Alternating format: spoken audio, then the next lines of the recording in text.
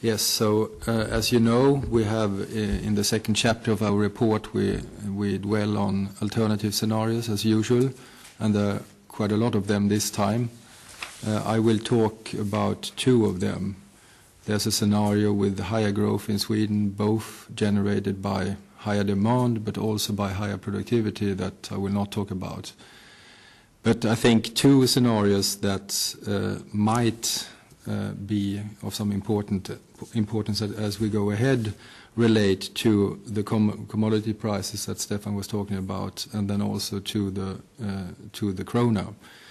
So in the first of these scenarios, there's an isolated experiment where commodity prices are hiked a further 20% compared to the main scenario. So in the main scenario, there's already a 10% increase in commodity prices compared to what we had in December. That's basically adjusting for the outcome of these prices that has occurred.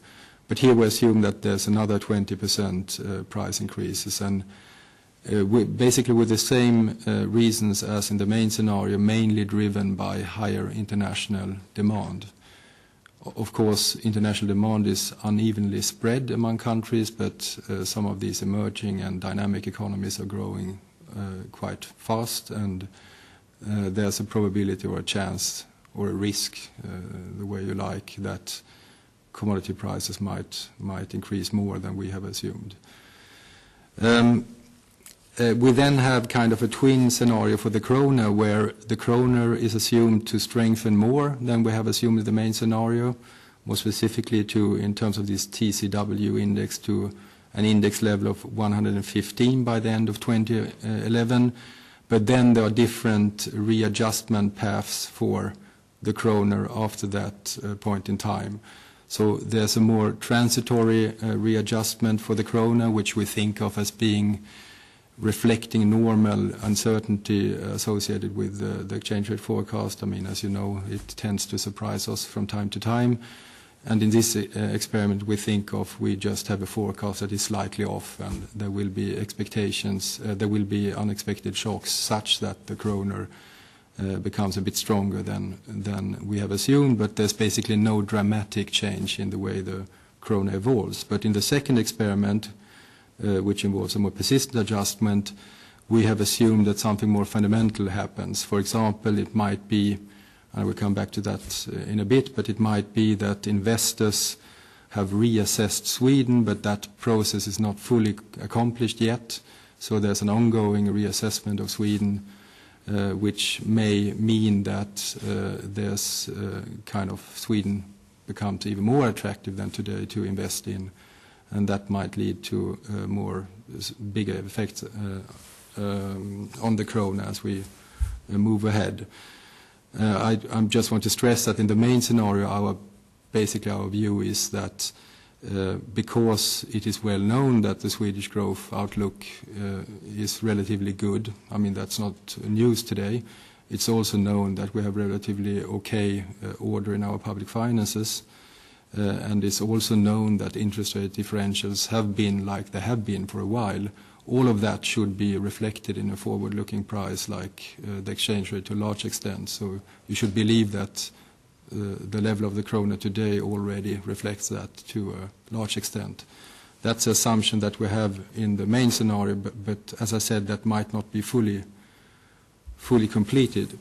But before I go into the details of the scenario, let me just say a few things more generally on the kroner.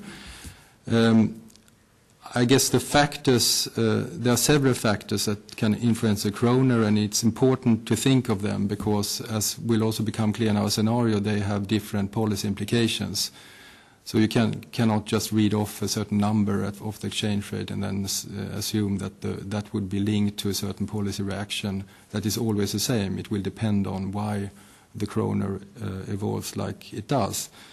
When it comes to interest rate differentials, that's, I think, obviously some factor that has mattered for the appreciation of the krona lately.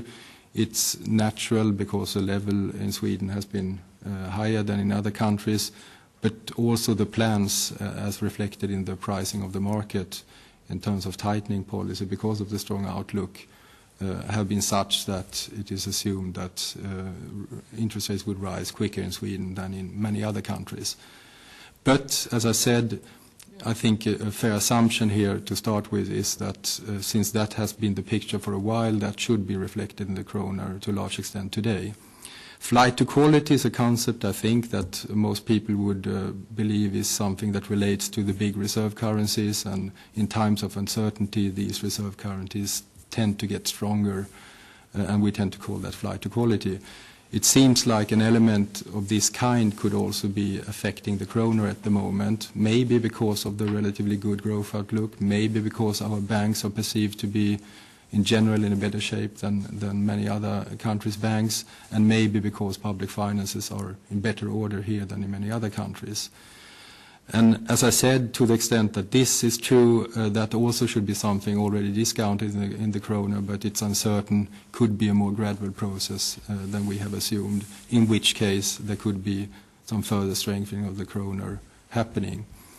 It's also a possibility that actually there might be some sort of, the adjustment of the krona might be part of some equilibrium adjustment process here, which complicates then the links to policy even further. When we look at this in our models tend to tell us then if this is going on, then the links to monetary policy might not be that strong vis-à-vis the two other factors, but I think that might be depending on what sort of models you're using when you do this. But the point here is that these factors should, we believe, to a large extent be discounted in the krona already. That's a motivation for our main scenario. But it's also important to notice that they have different implications on monetary policy should they occur as we go ahead.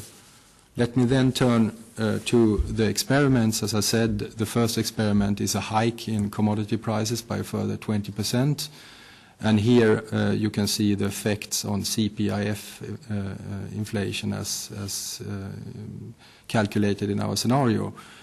And you can see that inflation goes up in the short run, a bit above our target of 2%, and then becomes lower. And what is happening here, as you will see later on, is that monetary policy here faces a trade-off. It has to somehow counteract the spike in inflation in the short term, but that then means that it has to accept some lower inflation in the future, and it tries to trade off this so as to get, roughly 2% over the forecast horizon. Here you have the two exchange rate scenarios, which I've plotted in. So the yellow dashed line is the one with a more temporary readjustment of the krona from 115 at the end of 2011 and onwards, and the gray one is where something more fundamental is going on in the reassessment of the Swedish economy. As expected, I guess, the effects on inflation are bigger in the latter case. It's also perhaps interesting to notice that it might not be unrealistic to assume that a combination of these scenarios may be what could happen in the future. Could be the case that if we get further hikes in commodity prices for some countries that have suffered more from the countries, the room for tightening monetary policy might be smaller than, say, for a country like ours that hasn't suffered that much. So therefore, widening interest rate differential could mean in a commodity price scenario that we also get a stronger exchange rate, and in which case you would have to lower the blue dashed line a little bit vis-à-vis the scenario that we have, because this scenario is driven by higher international growth. Actually, the krona is quite unaffected in this scenario. When it comes to resource utilization, we illustrate this in the scenario by the effect on the gap of hours worked. We use many different indicators of resource utilization, but we can't use all of them all the time. So here we have picked one measure, and you can see here actually that the situation in Sweden is such that resource utilization increases a bit, which has to do with the fact that this is driven, as I said, by higher international demand. And although the central bank puts up the interest rates, it's not enough to sort of completely eliminate the effect that comes from higher international demand that boosts our exports and so on. When it comes to the effect of the krona, I guess the effects are the expected ones. It's a general tightening, both in terms of monetary conditions, both in terms of the exchange rate and the interest rate. Sorry, just in terms of the exchange rate, and this means that resource utilization, this scenario, is a bit lower and a bit, in particular in the scenario where there's a more persistent appreciation of the kroner. Policy looks then like this in the commodity price scenario, and as I said, there's a trade-off going on for the central bank. So it's true that policy on average is a bit tighter if you look at this graph than in the main scenario, but there's also a shift in timing such that the central bank, or the Riksbank here, tries to loosen policy a bit towards the end of the horizon so as not to get inflation too low towards the end of the horizon. That trade-off is not happening in the case of the exchange rate scenarios, because here the effects are sort of the same in terms of the real economy and inflation. So it's an average looser monetary policy in both cases, and in particular in the case where there's a more fundamental strengthening going on of in the kroner. So this is what I thought I would present to you in terms of scenarios, and I would also like to finish off by saying that there's a box in the report that looks into an experiment where international interest rates are a bit lower. Basically, it's an update of a box that we had in the last monetary policy report. And in that report, you can have a look at that. I won't talk about that, but in that report, we sort of evaluate what would happen if monetary policy abroad and in Sweden would evolve according to these forward rates. But generally, one can say that we have had a tension in terms of what is happening with our expectations of monetary policy, both in Sweden and other countries, vis-à-vis these forward rates. But that tension clearly has diminished over the last months or so.